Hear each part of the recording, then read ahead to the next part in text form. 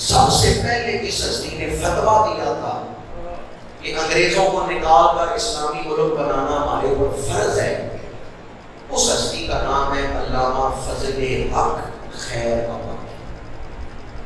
اس محسن کا نام کیا ہے؟ ابھی قائد اعظم پیدا نہیں ہوئے جس دور کی میں بات کر رہا ہوں۔ علامہ اقبال قائد اعظم ابھی پیدا نہیں ہوئے جس دور میں انہوں نے فتویٰ دیا ہے۔ 20 اگست 1861 میں تو ان کا وصال ہو گیا۔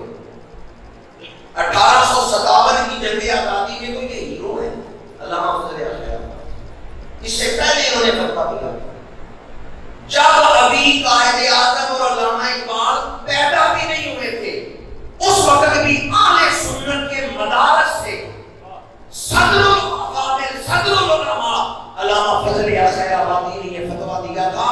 پھر آپ جیل بند ہوئے تھے اور جیل میں آپ کا جنازہ پڑا ہوا ہے۔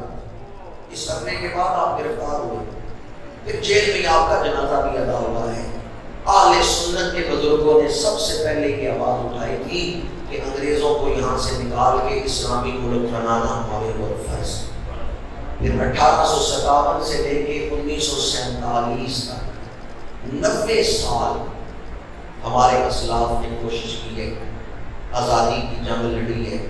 1857 سے 1947 ان 90 سالوں میں 5 لاکھ مسلمان شہید ہوئے۔ تاریخ پڑھ کے دیکھیں تو دل خون کے آنسو ہوتے ہیں۔ اس نئی نسل کو نہیں پتا پاکستان کیسے بنا۔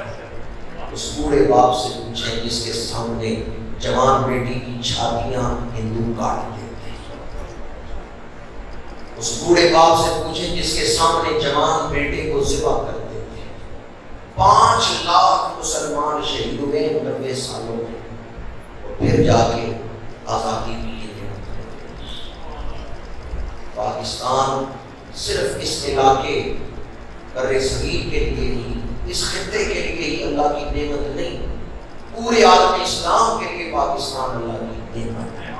یہ تو اپنی اپنی نظر ہے نا کہ کوئی پاکستان کو کس نظر سے دیکھتا ہے۔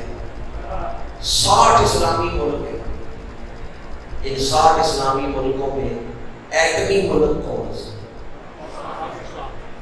ایٹمی طاقت ہے تو ایک پاکستان۔